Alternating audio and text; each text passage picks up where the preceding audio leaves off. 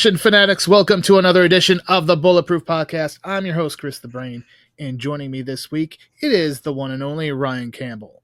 Hey, Brain, I'm held up in one of my safe houses. If I drop off all of a sudden, it's because the hunters are here and I got a jet. Oh, that's... You always find yourself in some sort of scenario every time we record, but you still manage to make it. I'm dedicated, Brain. You certainly are. No Toy Man this week. I believe he's trying to get his picture taken so we can finally be on the Geekscape website, but that may or may not happen. He had to book his Glamour Shots appointment. That was the only time slot they had left. He did. He's getting his head waxed, I think, as well. So there's that. But yeah, we're here to talk about the newly released Running Man. And it's, I guess, apropos because you and I talked about the original Running Man. It was just you and me last year here on the pod. We did. I don't think that one's up on the YouTube page, is it? We need to put that up this No, week. We'll have to put that up there along with this one. So we can do that. But before we get into our Running Man talk, I want to remind everybody there is still time, if you're listening to this episode as it drops, still time to enter our giveaway for a 4K copy of The Naked Gun starring Liam Neeson and Pam Anderson. Just go on over to bulletproofaction.com. You will see the post where you could fill out the form up until November 19th. Again, I want to remind it's for U.S. residents only, and I will be drawing the winners on Thursday, November 20th. And speaking of winners, Ryan Campbell, I did the drawing last week for Mission Impossible: The Final Reckoning. Oh, yeah? Can we trust your were you impartial? Like, how did you go about? I certainly was. I put it on like the wheel of names gimmick that you could just fill in. Nice. So I put everybody on the wheel. Corey, did you do it digitally, or did you like create one and set it all up and spin it? No, it's a Google thing. Okay. So yeah, Corey, Stephen, Emilio, Priscilla, congratulations. Well done. Well done. I did get the dropped them off at the post office late last week. So if you don't already have it, you should have it in the coming days here. So keep an eye out. And you know what? If you get your copy and you want to tag us on social media, you can do so at Bulletproof Pod on X and Blue Sky, and at Bulletproof Action on Instagram and Facebook. Thank you, everyone that entered. That's a fun thing. Hopefully we get to do these more often. And if more people keep trying to enter for them, then that signals to the promotional studios that we got interest and we can do more of these. So that's very cool. Thank you, everyone. There's already quite a few. Not everyone. I mean, we've got more entries than we've got copies for The Naked Gun. So there you go. You know, that's a good That sign. meets the criteria. Indeed, I won't be like giving one away as a Christmas gift to someone. That would have been a cost saver for me, but no. So again, bulletproofaction.com, you can enter for those Naked Gun 4Ks. All right. I guess we've wasted enough time and we can get into it because it came out last week. It is The Running Man, directed by Edgar Wright. Not the box office hit that Predator Badlands was, Ryan Campbell. No, but it did have some more competition. Had to go against a sequel for the Now You See Me series, which isn't like a powerhouse, but it's one that's made, the first two made a bunch of money. Yep. People were kind of eager for there to be a third one. It took a while to get made. So maybe there's like this, it's been a long time since that second one came out. So, I mean, it had an uphill battle. I think if you would have asked me going into it, which of the two I thought would win, I would have taken Now You See Me. So not totally shocked. Hopefully, word of mouth has been kind of interesting going throughout the week, as I was just kind of reading the tea leaves throughout the week on social. So maybe that'll spring some kind of second weekend boost, or we'll have to kind of see how it goes. Yeah, definitely. You know, I think as always, you can always say it had a mixed reaction from what I was seeing. I didn't realize there was so much Glen Powell hate.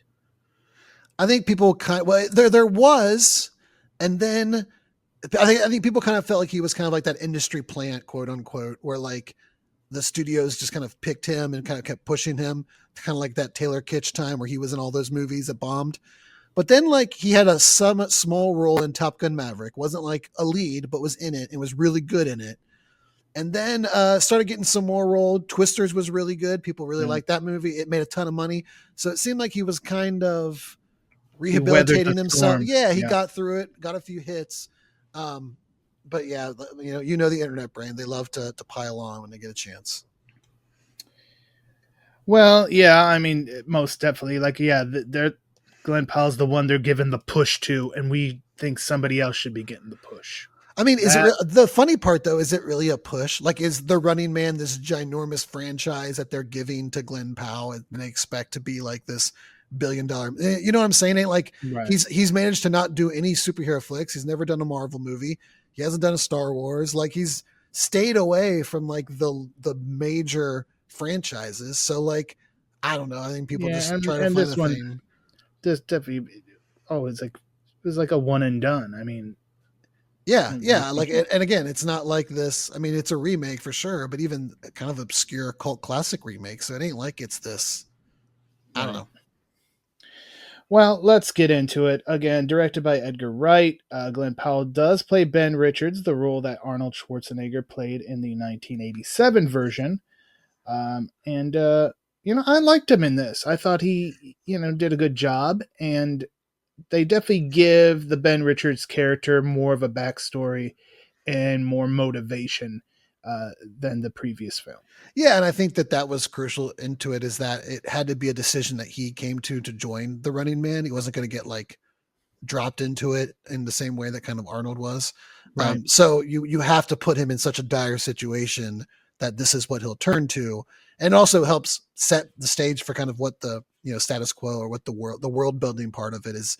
He's not isolated here. He represents a lot of society, that it's not just the Running Man. There's a whole economy of these types of shows on the network that aren't as dangerous, but are people exploiting themselves for money kind of thing. So it was important, I think, that you humanize him and kind of help us understand why he would do such a dangerous thing. And of course, when it comes to, your wife and kids, especially when one of your kids is deathly ill, then we all can kind of sympathize with that. Right. I also like, because all the potential contestants for the various game shows were put through like a almost like an obstacle course type thing, various physical challenges. And I like that they tied in his skills doing those courses with his previous employment. Yeah, it wasn't like this guy that has been living in the slums all of a sudden is like this cardio expert that is like, has freakish strength. Like, they're showing, and they kind of kill two birds with one stone here, and saying that he's had all these jobs that he always gets fired from for insubordination, right, because he tries to unionize or stand up for his coworkers.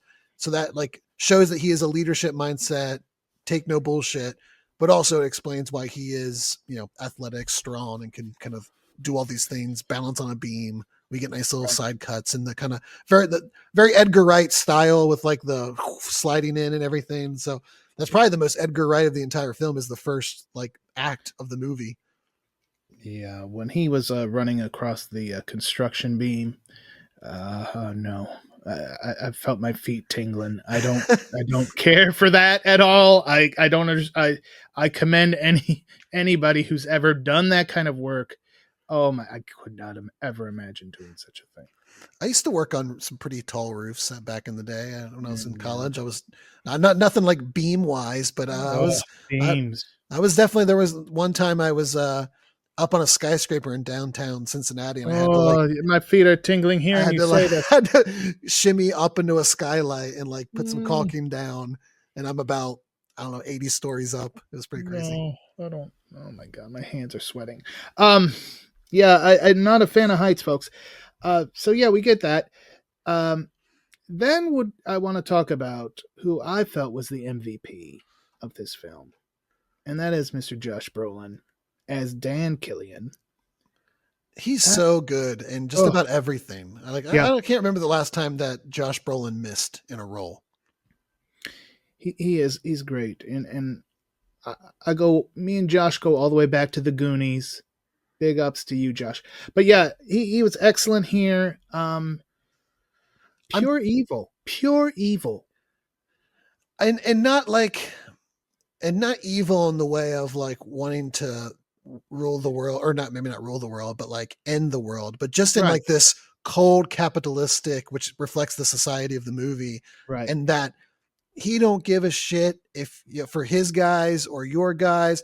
He don't even care in the end to make Ben the hero and even feed into the narrative that he's bad. Like he just does not care as long as it makes money. He'll gladly be the bad guy in the story.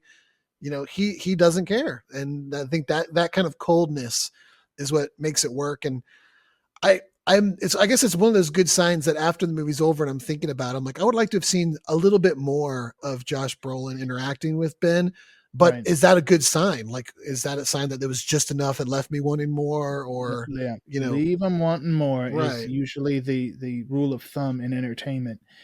Yeah, I mean, he's just, like you said, he's not the terrorist. He's not the man looking to destroy he's just the one who's had this power for so long that's all that matters to him. And, he's created this world of the Running Man, and he is obviously somewhat of a control freak as well. So, it works perfectly here, and he's great. And this was one of the areas where I was like a little bit. Yep. I was going to ask about that. Yeah, we talked going about this in as like, because in the original, Richard Dawson kind of played both the host and this executive producer, creator, power, the man behind it all. Where here they split it, and I think that actually helps make the Dan Killian seem more evil, because you don't ever get that charming, nice guy talking to the old lady in the crowd. You always get that cold, calculating businessman who, even when he's saying nice things, there's something behind it. He's schmoozing to get his way and just feeding people lines of bullshit because he's manipulating everyone. And we get a nice, like, one thing I like when movies do is how they kind of start with the same dynamic, but just keep escalating it. And we get a very quick sign early in the film, like when right before Ben goes on camera for the first time and he's talking backstage and he's kind of hyping them up and talking about, go out there and say whatever you want. You want to tell them all to fuck themselves? Do it. You want to whip your dick out? Then do it. And he's just like, yeah, this guy's like, he's actually kind of cool, man. He doesn't care. And then as soon as he gets on stage, they pitch Ben as this, like, abandoned his wife and kid. He's a criminal. And when he comes off and he's like, hey man, what the hell? Josh Brolin immediately goes into, it helps sell, blah, blah, blah. And that kind of frames the dynamic that's just going to keep escalating as the movie goes on. And it's a really good scene between the two of them. One of the few times we see them like face to face in the movie, not like through screens as we'll get to. And I really like that scene to kind of set the stage of what the rest of the film was going to play out like. Yeah. And speaking of play, I mean, the original, you had like quadrants. It was a contained field of battle, where in this one, we expand it to the game is played all in the real world. He's out there. And this obviously opens up tons of possibilities. They have to obviously also give us some rules, like they have to check in every day, make a tape, and there's different drop boxes all over the place to send the tape back. So you can't just like completely disappear. You have to be involved. You got to come up for air at least once a day, kind of thing. Right, exactly. To make it fair, I guess, for the stalkers or the hunters. But yeah, I like that aspect of it, because we obviously get a lot of more action opportunities, a lot of bigger action opportunities than you do when you're kind of in that closed confines. Yeah, definitely. And it feels like a natural evolution of kind of the way our society is now, with everybody having devices and cameras on them at all times, the kind of surveillance state that between Ring cameras and traffic cameras and local, grocery store security cameras, how just about everything is monitored. The kind of crowdsourcing that we all do, and kind of the DoorDashification of, making a little bit of money here and there. So like that all feeds into it here.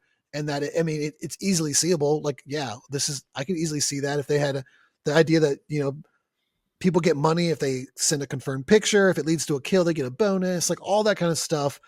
I could easily see like that works. We all easily understand, oh yeah, I exist in society with a cell phone. I can totally see that happening. Right. Yeah. Scan the QR code for this and that and everything else.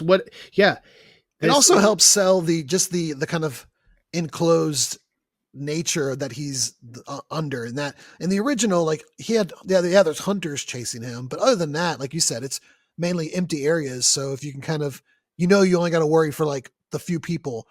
Like when you're out in the entire world and every single person that you interact with has something to gain by turning your ass in, it helps create this like overwhelming sense of, you're still trapped. Yeah, there's no freaking way. And even the revolutionaries he meets that you assume are going to help him, the movie ties in like little moments where that person looks off at their sick kid or contemplates how much money they can make. And you're like, oh my gosh, like you literally cannot trust anybody. No, not at all. And, we get again, a lot of great action that we did not get in the 87 version. And we're going to compare and contrast throughout this podcast. I love the 1987 version. Me as well.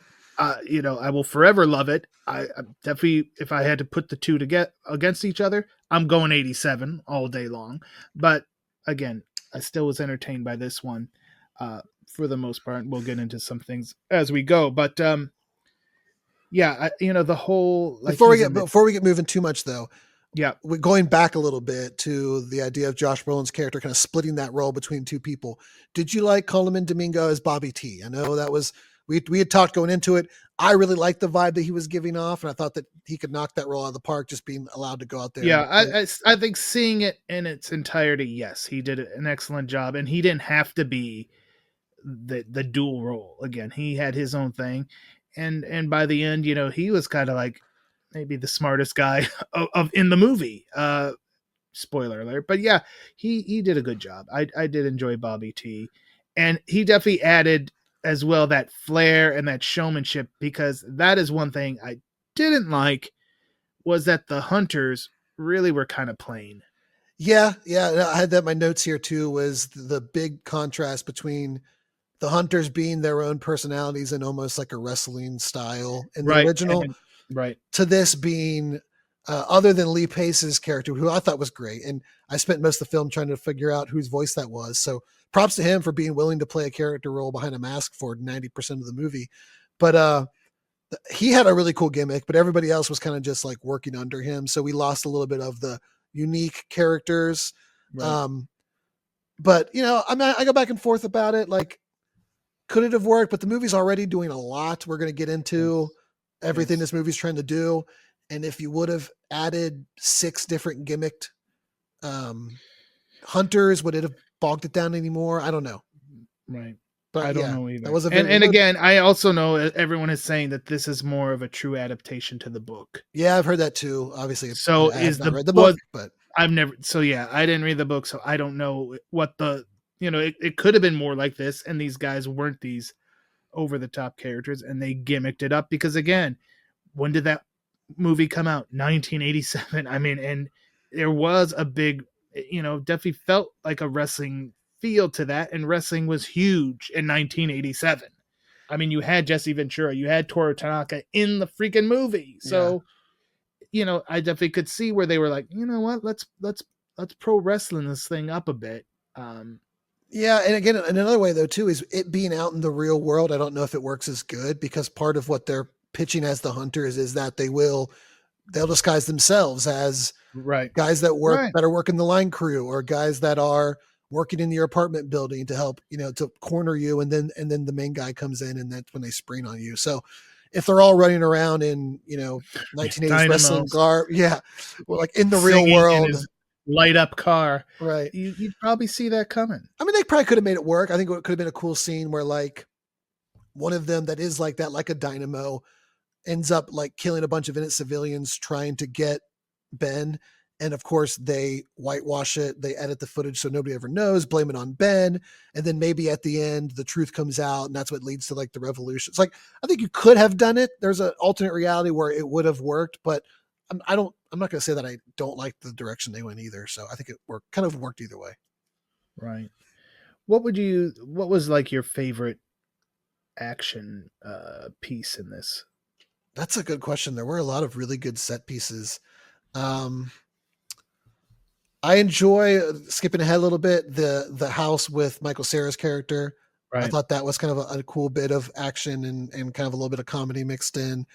I like the stuff in the first, his like first encounter when he's in his towel, running around, and when he throws it Yeah, I away was and then gonna the guy say, kicks yeah, it like back that in. whole like cheap motel type, or yeah, that whole scene.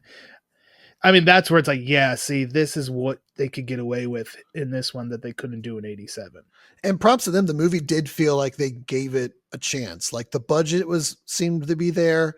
There was a Mm-hmm. lot of marketing for the movie. I remember texting you and talking about how like the Winter Olympics did like a combination piece on NBC to promote it. So Glen Powell hosted SNL last night.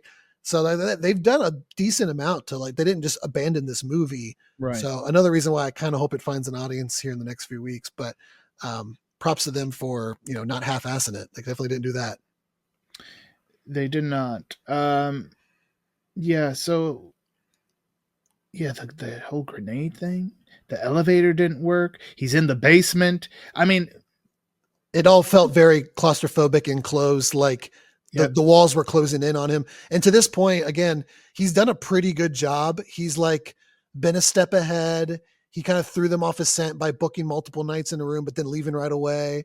Like he's gone about, I don't know how much it's been. It's maybe been like 3 or 4 days relatively without even encountering anybody. So he's like getting a shower, he's good to go. He's in his towel. Like he's thinking he's settling in, and all of a sudden they roll up on the building, and he's caught without a pot to piss in a way. So yeah, it's a nice little first introduction to kind of what the rest of his life is going to look like. Yeah. And bringing back the classic Jean-Claude Van Damme gratuitous nudity. Glen Powell's looking good. He's looking good in this one. Good for you, Glenn. That was a mainstay of action films back in the day. At the same time, it felt kind of necessary because one of the things going into it was like, oh, how are you going to go from Arnold to Glen Powell, blah, blah, blah. And people talking about how he couldn't match kind of the stature of Arnold. And I mean, nobody is going to, it's Arnold. Right. But like it did in a weird way, he kind of almost needed a moment like that to show like, yeah, dude's no slouch. He's he's in shape. He's ready to go. Right. He's he fits the part. And again, yeah, it's a different time than it was during the Arnold era. So there you go. He's not wearing like that's him. Those are his muscles. He's not wearing a freaking superhero outfit that can enhance that or anything. So yeah, there you go. And we should talk about another thing is, he does get some help along the way, which I think also helps because, you'd be like, it makes it more believable because he's got like the deck is stacked against him, as we've been saying. Not only are the citizens, I mean, they got eyes and ears everywhere. The network, they got freaking DNA testers, sniffers, in the lights. It's like you can't get they know which box you put the freaking thing in, your tape in every day. So it's like, and they even imply like if you put on a good enough show, like if they wanted to, you'd be dead within a day. Right. It's almost to where you got to put on a good enough show where they'll let you live, make some money for your family, and then the game is going to be up, So like they do a good job of kind of playing in any belief you may have that like it seems unbelievable that someone with that much, surveillance and one guy could get away for that long. They kind of cover their bases there by saying like, yeah, some of it is they're stringing him along because it's a show and they need ratings, Well, and they also know, I mean, like if everybody died day one, it wouldn't be a very good show, and who the hell would sign up for it? Right. Where so if you're like, well, again, to your point, well, I might not win the thing, but if I could go 2 weeks and make my family go out and make my family a couple $100,000, whatever kind of thing. It makes sense. This show would have been over. Dan Killian knows what the hell he's doing. Yeah, he's a top promoter. He's the puppet master. He's pulling the strings over there. We should also mention William H. Macy is basically the character who gets Ben going. He gets him the fake ID. He gives him the disguise. I mean, we'll get to the.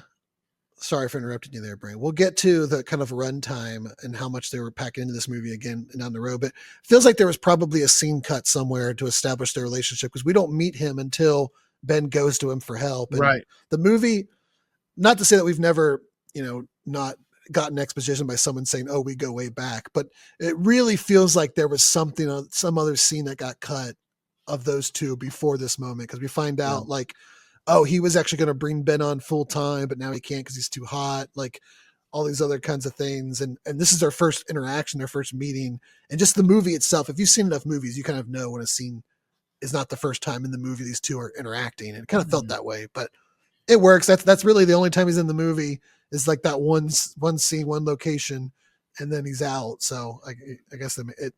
Perhaps if there's I know there is going to be a 4K release. Maybe they'll have some deleted scenes on It's it. possible. I would willing to bet that there's a scene in there with the two of them. But I can also see if you're cutting the movie down, like where that's probably, because after this the character's not in the movie anymore, so it's like, yeah, well, you could probably cut that. They come back to the network finds him and makes him talk, so he does come back for one more scene.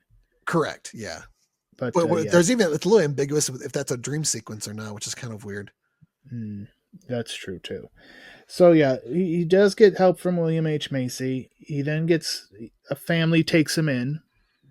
A young kid finds him on the street and is like, "I know who you are," and we're all about. And his brother knows. His brother's cracked the code on the Running Man. He is like, "This is how this game works." Yep. They pick 3 people, and you got the one guy who's the clueless guy who's going to go first.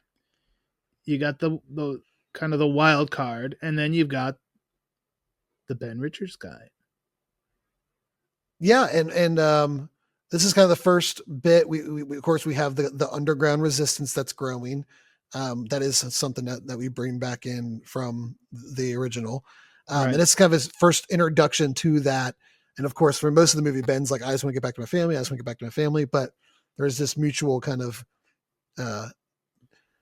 they kind of see an almost kind of like Katniss Everdeen type in him, that he's just what they need to really light the spark. They call him the initiator kind of thing. Yep. So they're willing to kind of help him out and push him along as well. Because again, sadly, he's kind of being used by everybody here, but at least these people are willing to help him stay alive. Right. And trying to say, like, yeah, you can go and you can get back to your family, but I mean, the world is still going to be the world that it is. You could change it for everyone, not just your family. So that trying to motivate him there. You did mention the runtime on this movie. And I didn't actually look at what it was. I'm just assuming it was pretty long. It's like 2 hours 14 or 2:13, I believe. That's not as bad as I thought. I thought maybe it was pushing a little bit closer to 2.5. I would still say, and when this was a tough review for me, because I enjoyed it, but I felt like I wasn't conveying that's, I think, one of the problems of like coming home right from the theater and trying to write something. Yeah. It is a challenge, and I probably would have been better off sleeping on it and then coming back to it the next day, because the algorithm hates that brain. I know. I'm like, I'll just get this done. And then, but when I woke, I'm like, you know what? I go back to my hero, one of them anyway, Menachem Golan from Canon, who, he was pretty strict with, we got to stick to like 90 minutes. Now that would have been too little, but I think just about 2, maybe a little under 2 would have been better, because we get some stuff towards the end where I'm just like, I don't know. It didn't feel like it needed to be in there. I know why it was in there in somewhat cases, but I don't know. I understand exactly what you're talking about, because same thing in the days since, thinking about like ways I think it could have been better. And even when I say that, then I think, well, maybe not. Like because I did like the movie. Like same with the Josh Brolin thing, where I feel like I would have wanted it a little bit more, but then who knows? Maybe I didn't. Right. And one of the things I think leads to that feeling, Brain, is the movie kind of feels like an anthology film in a way. Each kind of person he interacts with almost feels like a distinct, different part of the movie. Like none of them feel really connected, other than just Ben Richards being the one that interacts with them all. As he goes from the first family, and then he goes to when he meets Michael Cera, and then he's with the girl that he kind of abducts to kind of keep him alive. Like they all feel like distinct cut scene. Now it's start of like episode 2. Like it could have been Right. I was saying. like an 8-episode miniseries. And Yep. each episode is like he meets someone else along his journey that like pushes him forward. And there's not like and that maybe that was how Edgar Wright wanted to play it. That may have been intentional, but it does feel like each one of those set pieces or action moments is very much like cut, divided.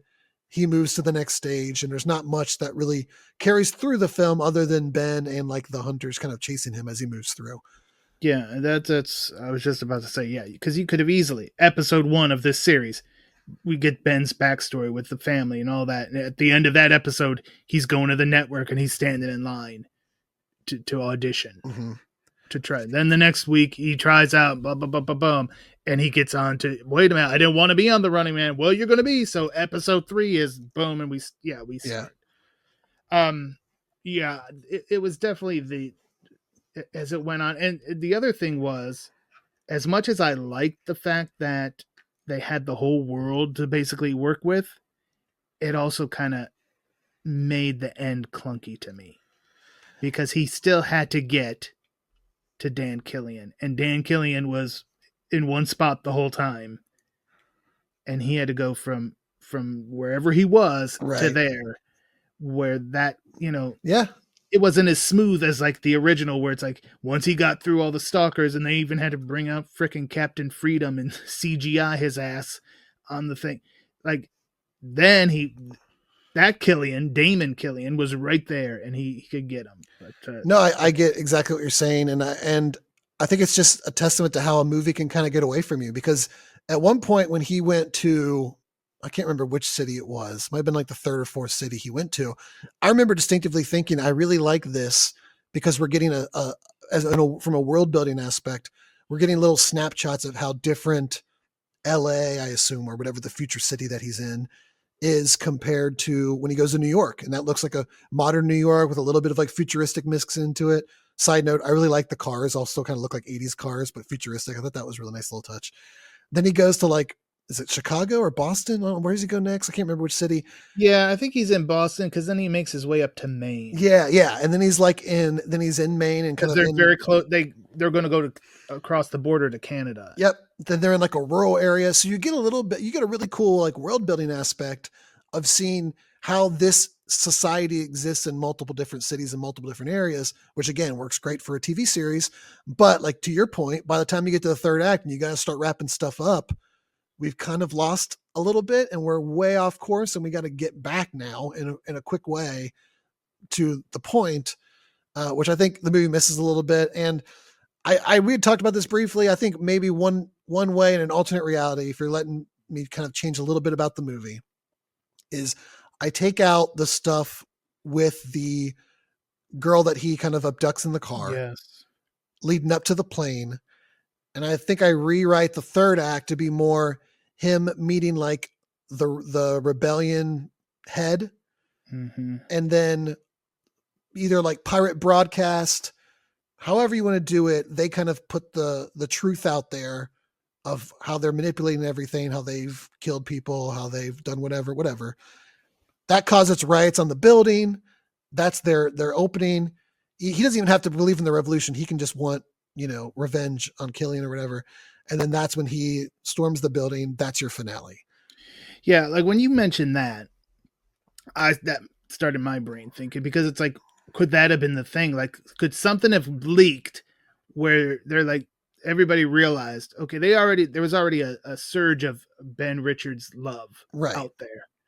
But now it's like, okay, so yeah, the network and the government have all this stuff, but the people have the numbers advantage. And we get a little bit of that in this like weird scramble towards the end where they try to like just exposition dump that pirate broadcast person was letting out the truth. But we get that kind of after the end of the movie with like a tag at the end where I feel like, again, cut out that stuff with the plane and the girl and just make that your 3rd act centered around that. I think it shores it up a little bit more. Maybe they felt it would have been a little bit too Hunger Gamesy because where he escapes the game by joining the revolution, they storm the Capitol kind of thing. But I mean, they kind of did it first with the original, so I don't know. The other thing I did think about And I'm like, well, that can't be. But what if it was? It's one of those, like, I think sometimes it's the pro wrestling mind. Was if the mask guy was fucking Dan Killian.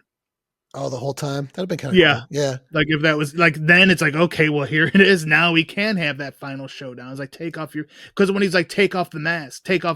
I'm like, was he like expecting it to be, that's why it's like, That could have been cool. That would have sewn it all up together real nice as well. Saying all of this though, Brain, I don't hate when they get on the plane finally. I don't hate how all that played out. I like the idea of like him thinking his family died. That's a pretty impactful moment, and it hits you pretty hard in the movie.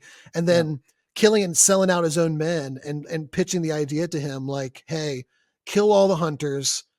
I'll pay you $1 billion for the next 5 years, whatever. You get your own show. And like, it also shows Killian's just a bastard. Like he doesn't even care about his own men. Right. And then the reveal that Pace is the former hunter. And he's like, you don't think they'll do to you what they did to me? Like, exactly. I like all that. I think all of that plays really well into the story. And maybe you can still keep part of that in a different way. But so again, like you said, it's hard to put your finger on because I think of things that I didn't like, but then I still liked it. It's hard to describe. And then the other thing that I kept going to was, again, if he's being faithful to the book, maybe this stuff is in the book, but again, I never read the book, so I'm like, oh, that's my bad. But maybe that shit happened in the book. So, if he didn't do that, like if he did book, and then at the end was just like, fuck it, I'm going to end it the way I want, then you'd have people bitching about that. So I don't know. I mean, I think it, again, and really the things that I liked about the plane, I think you could have done in person, which would have been cool. Like he could have been face to face with Killian, who was telling him, kill all these guys. I'll give you your own show, blah, blah, blah. Like you could have maybe mixed and matched, got rid of the stuff with the girl and the plane, done what I said before to get him in the building. And then you bring all that back at the building of we killed your family, stuff like that. So you probably could have done it either way, but again, I liked it. There's just maybe some things I'd tweak here and there. Yeah. Yeah. I mean, could it have been something where he had to go to a certain location? Like he was almost about to win, but to win, you had to make your way back or you had to be somewhere. And then you could have had Killian there and all this.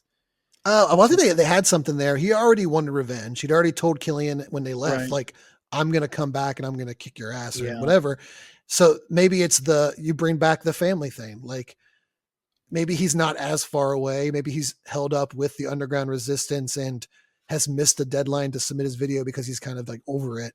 And then they come on the broadcast and do the shit with, oh, they went rogue and killed his family. And that's what gets him back in the game and ready to go storm the base in a way. And that gets him back together. So I think again, like you can take some of the pieces that they did and still kind of make it work. So, I mean, if he wants revenge, he's already told him that he's going to get him, and then you kill his wife and kids, then he's going to move hell and earth to get to that building. Very true. Very true. Anything else you want to talk about that we may have glossed over or missed? I liked Michael Cera's character. I know we briefly touched on that, like him being the story with his dad and his mom being like kind of crazy and senile, but it turns him in and everything. Him having the booby traps set up. She also said bastard. She gave us one of the two bastards, Michael Cera's mom. Oh, nice. Of course, you were counting there. I was. I got to give a shout out to my Please Don't Destroy boy that played. What's this character? Like the dumb fool that gets killed, like the first one there. Yeah. Played by the Please Don't Destroy actor that's on SNL. Well, it was on SNL. He actually recently left SNL. So that was cool. Nice to see them getting some stuff. He left SNL and Glen Powell took his spot. No wonder people hate him.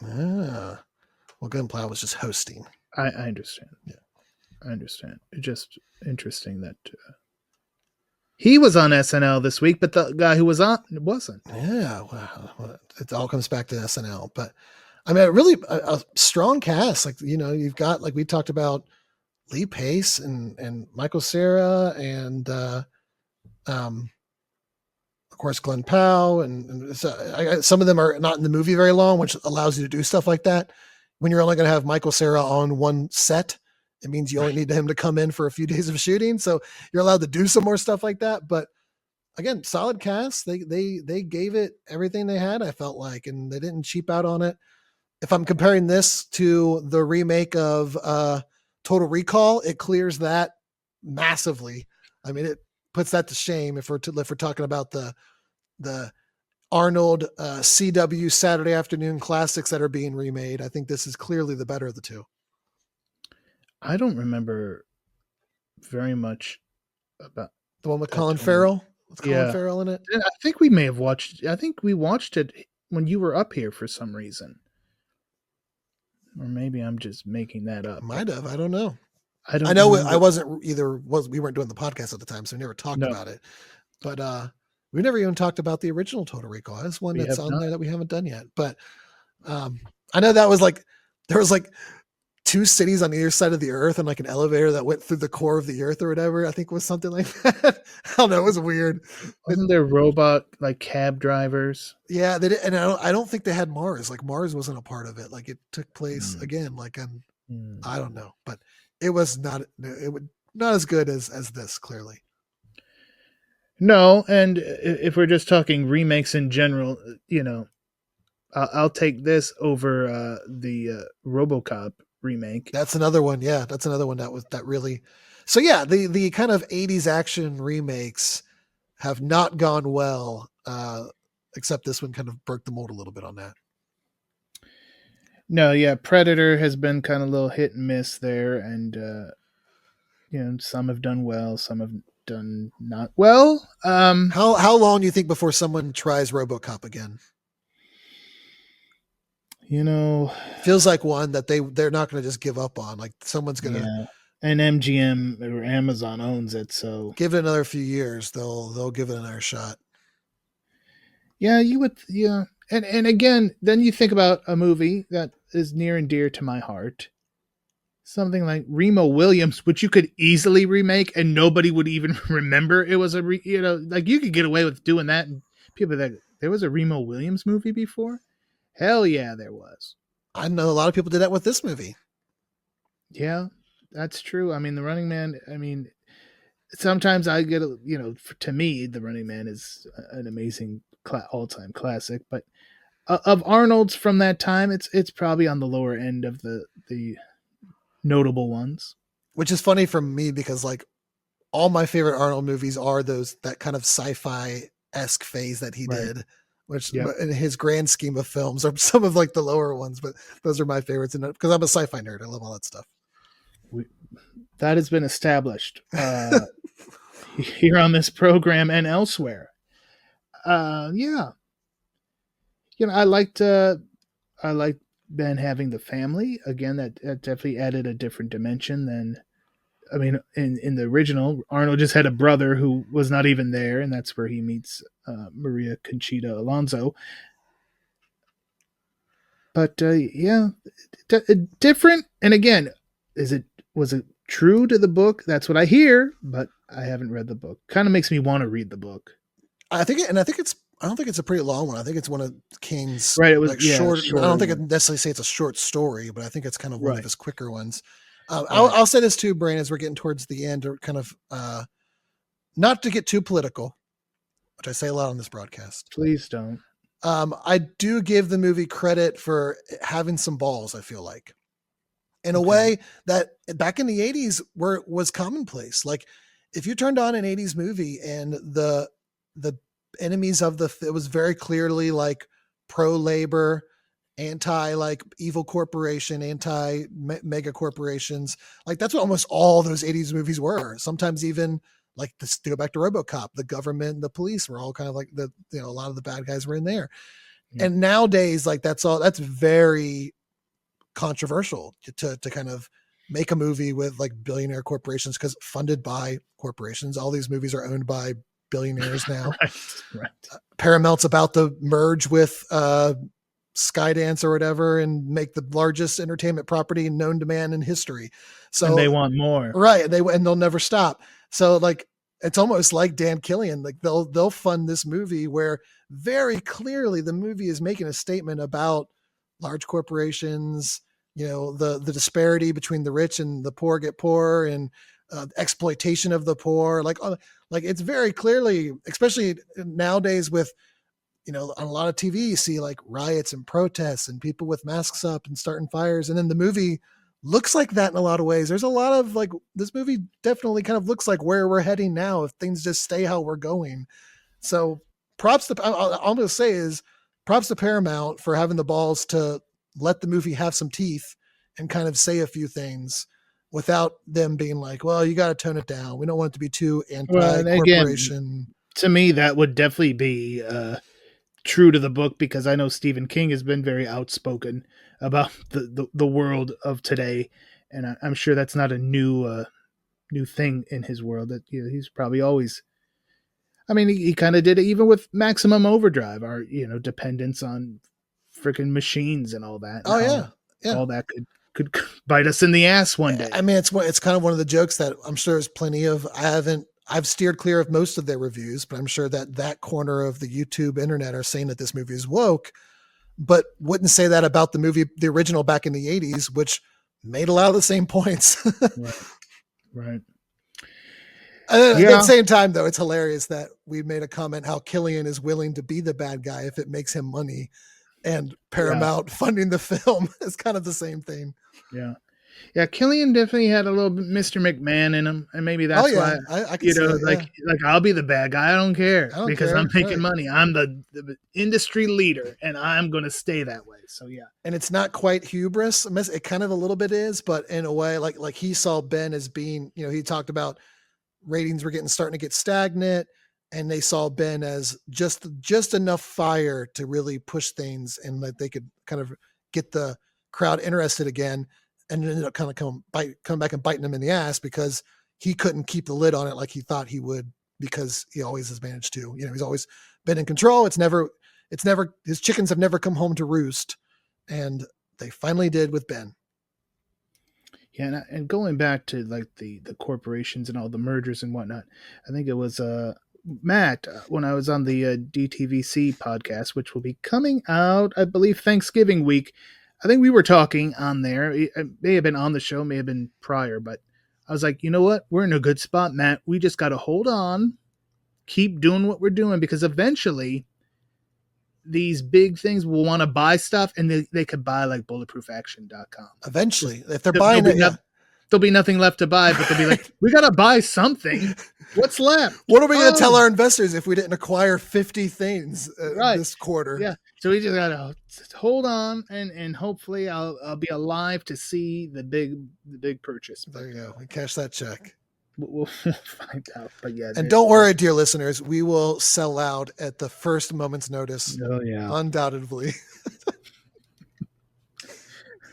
The first time Bezos, that caller ID says Bezos, you all are screwed. I can tell you that. Right. Yeah. And the good thing though is that's probably not going to happen. So we'll be here as we are. But yeah. So The Running Man is one of those. And in my review, I enjoyed this movie, but I kind of wanted to say like I enjoy this movie, but again, I really struggled with, like, I couldn't slam it because I guess I couldn't put my finger on exactly what it was, other than the runtime, which I did. I felt you could cut 15 minutes out easy. And it may have it would have been over so much quicker. You'd have even less time to like dissect it and overthink it. Yeah. And these are the hardest reviews to write or talk about for you, all of you out there, from a content creator, writing, reviewer perspective. What you have to have polarized, insane views on everything one way or the other, Right. Like the only way to get heard is to say something is utter trash or the greatest thing ever, when something falls kind of right in the middle where you're like, yeah, I liked it, but there were some things that didn't quite jive. But like, it's hard to like put that into words in a way that is, interesting, or that you can write 600 words about. Oh shit. We're supposed to be interesting. We're supposed to try, I guess, Brain. But I mean, those are the hardest ones to write. This media landscape today only thrives on one end of the seesaw or the other. Nothing can ever be like right in the middle. And to your point, like you're like, yeah, I liked it. I don't want my money back. I'd probably watch it again if it was on streaming at some point. But I hope it does well. I hope maybe some more people go see it. But do I think it's something that you have to go see? And if you don't, I think less of you. Absolutely not. Right. And it's kind of like what I said last week about Predator. Like, if you've already determined you're going to hate this movie, then yeah, you probably shouldn't waste your money and see it and then just add to the fuel to your fire. That would probably be a better, like, all right, it's on some streaming. It's on Paramount Plus. I have Paramount Plus. I'll give it a watch.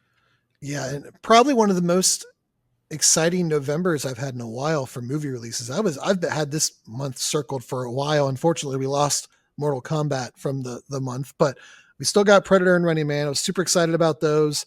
I liked them both. Brain, which of the two do you think was your favorite? You know what? I like Predator Badlands better. And one note I'll make about that is that had a really short runtime. That was a tight movie. I think it was that, and I think also it was like 110 minutes or something like that, which is like, it was less than 2 hours. I went into that one almost blind. Where this one, I saw the trailer and, I was watching all the trailers and I was and I was hyped up. So I think I knew, and again, the trailer didn't show everything. It showed a lot, but it didn't show everything. But I felt like I knew what I was getting into more with the Running Man. Where Predator Badlands, I was like, I don't know what this is going to be, but I'll watch it because it's friggin' Predator. And that may have helped tip the scales for me as well. Having no like real expectations. Definitely. Yeah, I would agree. I mean, I think Predator Badlands is the more solid of the two movies. And maybe that comes down to it just trying less. It's not trying to do nearly as much as the Running Man is doing. And it was a completely fresh take on the whole Predator lore and everything. I mean, it stuck to the lore, but it gave us a completely different story than we had ever seen before. Where this one, obviously, is just natural. You're going to sit there and play compare and contrast the whole time. Or if you also read the book, you're going to play compare, you're going to go through all of it. And, well, I think we've said what we can say about The Running Man 2025. Yeah, I feel bad because I feel like we have picked it apart a lot, but then at the end of the day, I'm like, I really enjoyed it. Again, I wasn't angry leaving the theater. It wasn't like I didn't. Maybe that's a good sign. Is it's a good sign that you liked a movie when you can kind of find ways that you wish it would have been a little bit better. That's a good sign. Like, if we're not just burning the whole thing. We're like, man, I really liked it, but it could have been even better if they just would have tweaked a few things here and there. Yeah. Nor are we. I don't think that much about movies I hate. I'm just like, it was, whatever. I'm not even going to bother trying to think of how I could fix this movie. And the other thing, about these, a lot of the shows we do are movies that I have seen umpteen times. That's true. Going back to, we've done a few movies lately. I think we've done more movies in the past 6 weeks that you haven't seen than maybe we've done the past few years.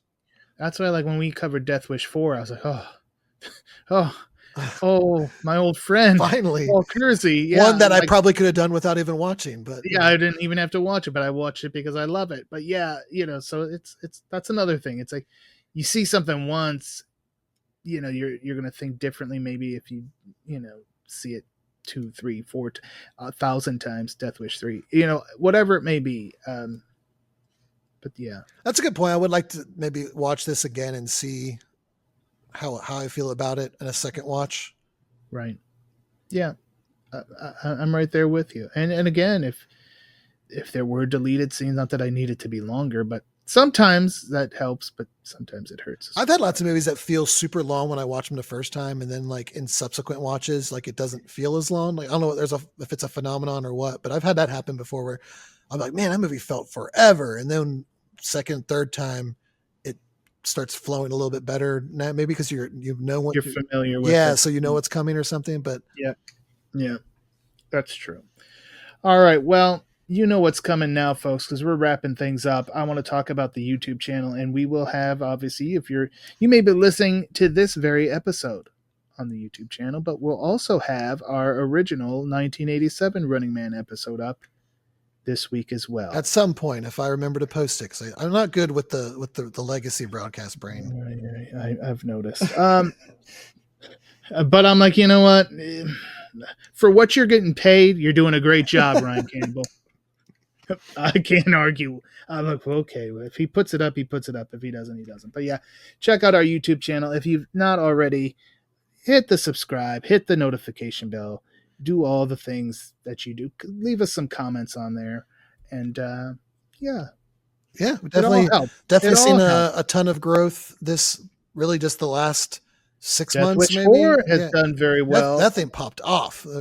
Always good to see Bronson getting some love in the algorithm. But yeah, I mean, it's been an exciting, month for the YouTube channel. And if I would love maybe in 2026 to start doing some more with, I know we talk about it, but it is a lot of work to do, content. And I know we got a lot going on. We both got lives and jobs brain, but maybe we'll think about in 2026 expanding the YouTube channel. But it's been awesome to kind of fire up those engines again and try to get some people coming back to it, seeing some growth there. And it's been really cool. We thank everybody for heading over there, leaving comments, dropping likes. We definitely appreciate it. And it looks like Predator Badlands, as we're recording this, is creeping up on triple digits. So that's good too. That's good. Hey, YouTube is all about momentum. You just got to keep feeding that beast of the algorithm. And we will do so. Of course, I also want to talk about bulletproofaction.com right now. If you go over there, you can see news about Hero of the Prophecy issue 2. Our buddies Jonathan and Paul London have their second comic book out, the campaign out on Kickstarter. So you can go to Kickstarter directly and type in Hero of the Prophecy, or you can go to bulletproofaction.com and go from there. But we certainly encourage you, if you're a comic book nerd, a pro wrestling nerd, a fantasy nerd. I mean, this combines all those things into one. That's right. It's like a melting pot of genres. And usually for most of us, if we like one of those, we like at least 2 or 3 of the others. So right. Yeah, so you can help support them and get that campaign going. Yesterday, as this drops, I covered another brand new movie. This one is a direct-to-video one, Ruthless Bastards. Ooh, that's a new movie? Yeah. Oh, you sent it to me. I just assumed it was another kung fu movie you'd found with bastards in it. But we got a new movie with bastards in the title. This is a brand new movie with bastard in the title. It was dropped into the Bulletproof Action suggestion box. And if anybody has anything to that, you can hit us up there too. It's bulletproofaction@gmail.com. Please do. There's like a 95% chance if you put a movie in there, we'll cover it because we're always looking for. Yeah, we will. Toyman may just continue to do old school kung fu every time. Toyman, what are you going to review? Well, maybe I'll go to the old. Yeah, maybe. Give me a break. Are we going to get a review of the Beyond Wrestling show from Friday night? Possibly, if he has nothing better to cover. But yeah, customers also watch Christy Petri. That used to be Chad Cruz's gimmick, where Chad would get into he would just keep doing the same basic movies. I'm like, what do you nothing else? Is that all that's coming up? You just go to the customers. Come on now. But yeah, Ruthless Bastards. It's got Casper Van Dien and Sean Patrick Flannery. So you title your movie Ruthless Bastards. I'm gonna watch it. PVD, some PVD. You put in Casper. You put in Sean Patrick. Come on, I'm gonna watch it. So I watched it. You can check out my review of that. Thursday, Matt Spector is throwing it back to 1993's Hit List, which stars Jeff Fahey and Yancey Butler. I've never seen that one. That seems interesting. Another brand new movie hitting theaters this week, Ryan Campbell. Not the big budget blockbusters we've had the past 2 weeks, but Sisu, Road to Revenge. I think that one may steal the show for me. Yeah, no, I think that definitely is right down our audience's alley, and it's in that nice little window right before Thanksgiving. Not a lot going on. I think that's a nice little spot for that to be coming out, and I wouldn't be shocked if that overperforms. And you know what I heard in the trailer? Oh, what was that? The word bastard. So I'm excited. Also, bring your counter.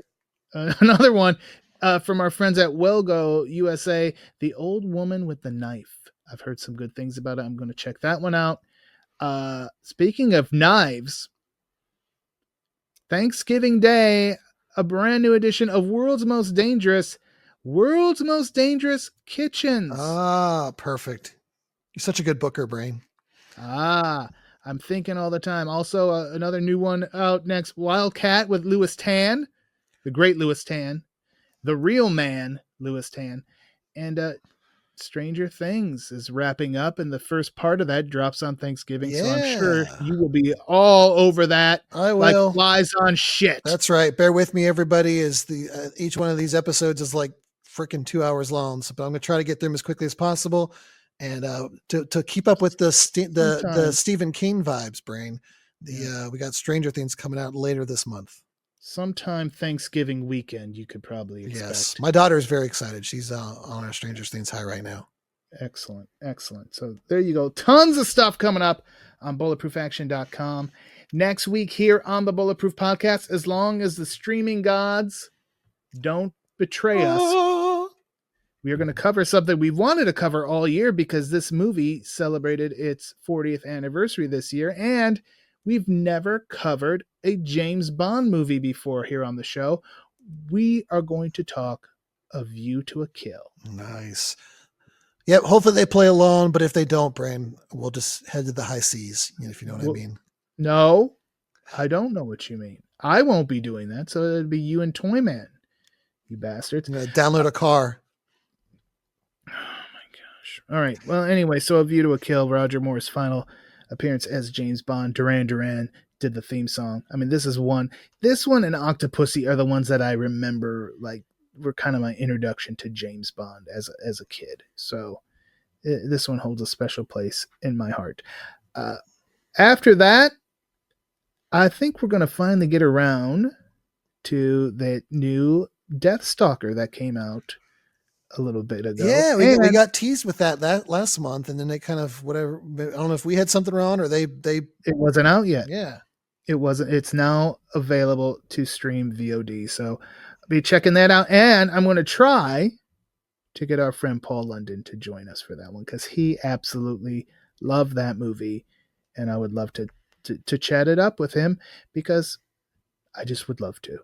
It's a good time any time you can spend with PL is a good time as far as I'm concerned. Yeah, he's one of those ones where if you can get him talking about something that he's either passionate about or vehemently pissed about, that's good content. It's always nice to have him on. Yep. So I will be working on that, folks. I'll do my best.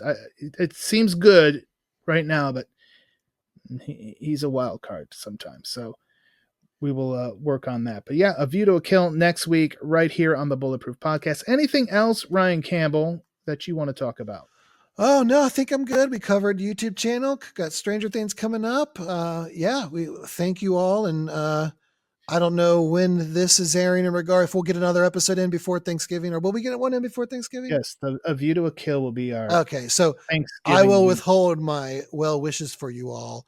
Unless you don't listen to that podcast, in which case have a great Thanksgiving. But please come back and listen to that podcast. Mm-hmm. Yeah, no, A View to a Kill will be Thanksgiving week.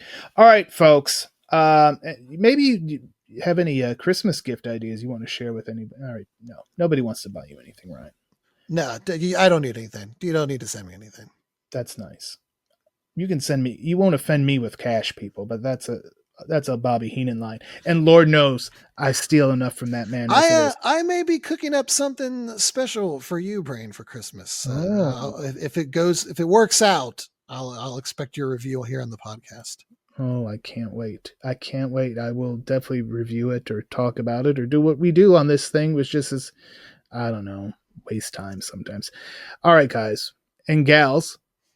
Priscilla won one of the. So it's like I almost felt like, oh, do you think she listens to the podcast?